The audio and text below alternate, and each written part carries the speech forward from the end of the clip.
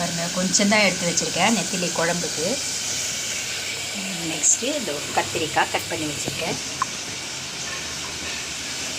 அப்படியே பாருங்கள், இது ஸ்பைசி நெத்திலி ஃப்ரை. ஹாய் காய், சண்டே ஸ்பெஷல் பாருங்கள், நெத்திலி குழம்பு வைக்க போகிறேன். நேற்று தாங்க நெத்திலி கிரேவி பண்ணேன். இன்றைக்கி காலையில் நெத்திலி வாங்கிட்டு வந்துட்டாங்க. அது குழம்பை வச்சுட்டு கத்திரிக்காய் போட்டு குழம்பு வைக்க போகிறேன். நான் இன்றைக்கி தாங்க ஃபஸ்ட்டு கடுகு போட்டிருக்கேன். இந்த வருஷத்தில் போட்டது கிடையாது. சரி எல்லாம் சொல்கிறாங்கன்ட்டு சும்மா 2 சிட்டிக்கை போட்டேன். இது பாருங்கள், இது நெத்திலி ஃப்ரை. இதை நான் டிஃப்ரெண்ட்டாக பண்ணுறேன். டேஸ்ட்டு செம்மையாக இருக்கும்.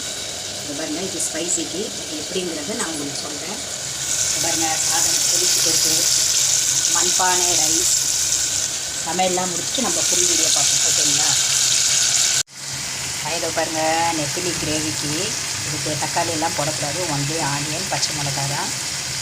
அந்த இதுக்கு பாருங்கள், பவுடர் வந்து மிளகு, சீரகம், கொஞ்சம் சோம்பு, 5-6 லவங்கம், பூண்டு எல்லாம் பவுட்ரு பண்ணி ஒன்றும் அதிகமாக பவுட்ரு பண்ணி போடணுங்க.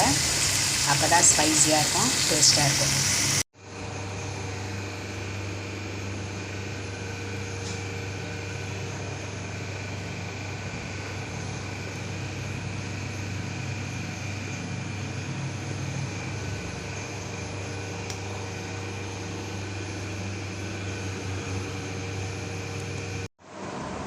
அந்த நெத்திலியும் அந்த கத்திரிக்காயும் அப்படியே தேனில் விழுந்த பலாப்பழம் மாதிரில இருக்குது.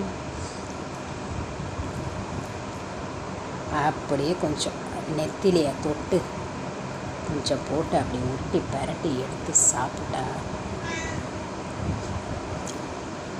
அப்பா அப்பா அப்பா அப்பா என்ன ருச்சி.